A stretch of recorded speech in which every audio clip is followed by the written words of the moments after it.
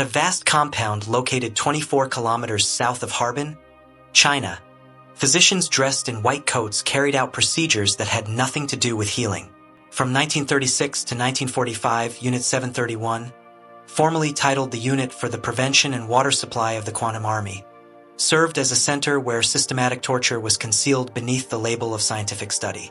Directed by Lieutenant General Shiro Ishii, this secret biological warfare installation reduced human beings to experimental material known simply as Maruta, or logs, a term deliberately chosen to erase what little humanity remained. What occurred across its 150 structures stands as one of the darkest episodes in the record of human cruelty. Human experimentation on living subjects without anesthesia lay at the core of Unit 731's work. Vivisection became the defining method of its research. Prisoners endured invasive operations while fully conscious, their organs opened and inspected with no anesthetic whatsoever. Japanese physicians defended these acts by arguing that anesthesia would distort their findings, insisting that only a living, unanesthetized body could yield scientifically accurate results. Ken Yuasa, a former unit member and surgeon in the Imperial Japanese Army, later estimated that no fewer than 1,000 Japanese personnel took part in vivisections across the Chinese mainland, describing the practice as routine among military doctors stationed there. Inside the facility's inner prison, capable of holding up to 600 inmates at once, captives were deliberately kept in relatively good physical condition before experimentation.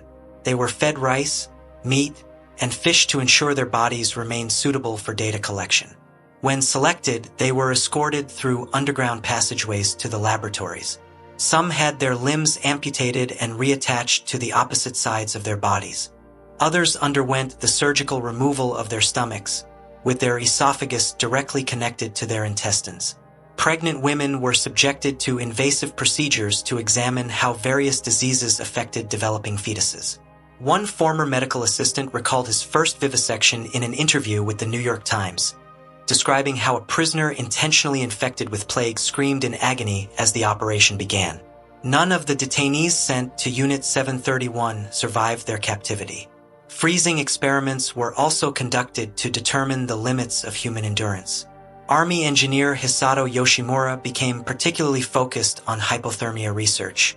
During the harsh Manchurian winters, when temperatures fell to -40 or even -50 degrees Celsius, prisoners were taken outdoors and had their limbs submerged in ice water until the flesh froze solid. In an immense compound located roughly 24 kilometers south of Harbin, China, men in white lab coats carried out procedures that had nothing to do with healing.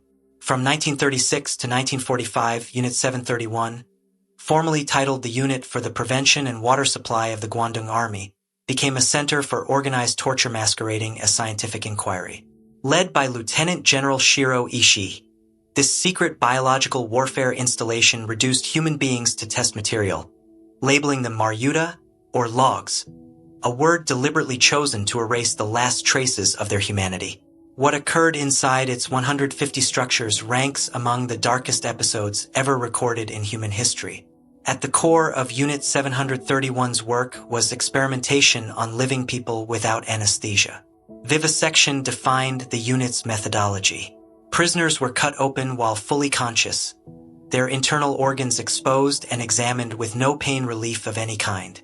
Japanese physicians defended these acts by arguing that anesthetics would distort results, insisting that only a living, unanesthetized body could yield accurate scientific data. Ken Yuasa, a former unit member and surgeon in the Imperial Japanese Army, later estimated that no fewer than 1,000 Japanese personnel took part in vivisections across the Chinese mainland, describing such procedures as routine practice among stationed military doctors. Inside the compound's inner prison, capable of holding up to 600 detainees at once, captives were deliberately kept in relatively good physical condition prior to experimentation. They were fed rice, meat, and fish so their bodies would be suitable for data collection. When selected, they were escorted through underground passageways into the laboratories.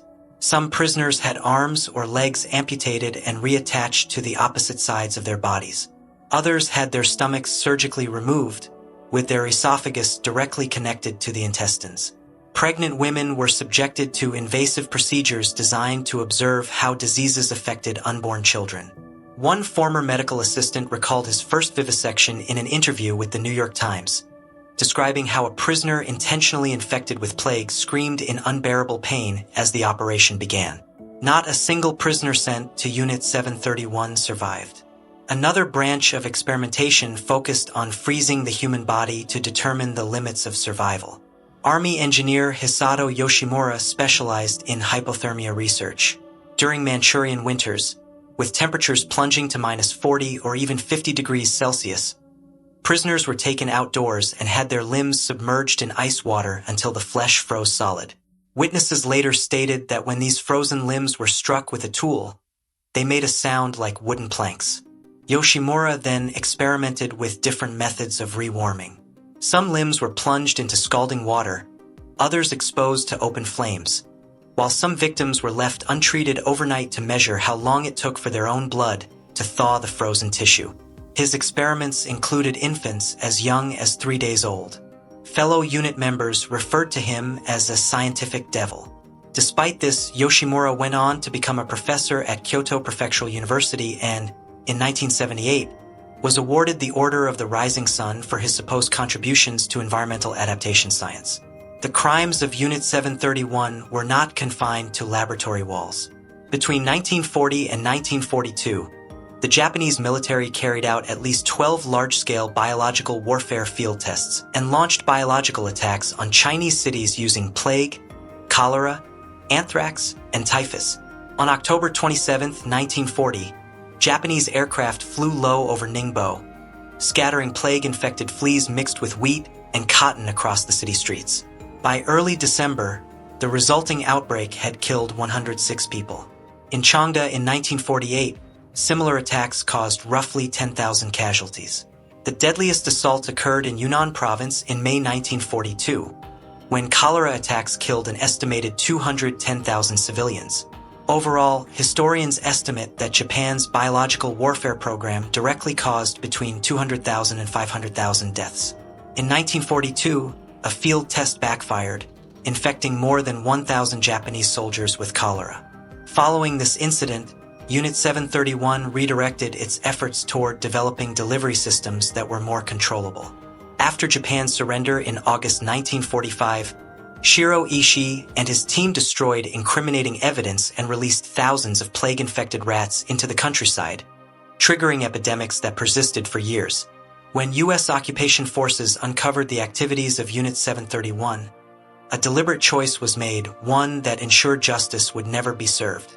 In exchange for the experimental data, the United States granted immunity from war crimes prosecution to Unit 731's leadership and key personnel. Shiro Ishii died a free man in 1959, never held accountable for his actions. The Japanese government denied the existence of Unit 731 until the 1980s and did not officially acknowledge its biological warfare program until 2002, following a ruling by a Tokyo court. Even then, no formal apology was issued, and no compensation was offered to survivors or victims' families. The data obtained through suffering purchased with silence and immunity was absorbed into American biological weapons research. In this way, the horrors inflicted by Unit 731 were not preserved in history as crimes against humanity, but buried as classified military assets. Its victims once again reduced to numbers, sacrificed in the pursuit of strategic power.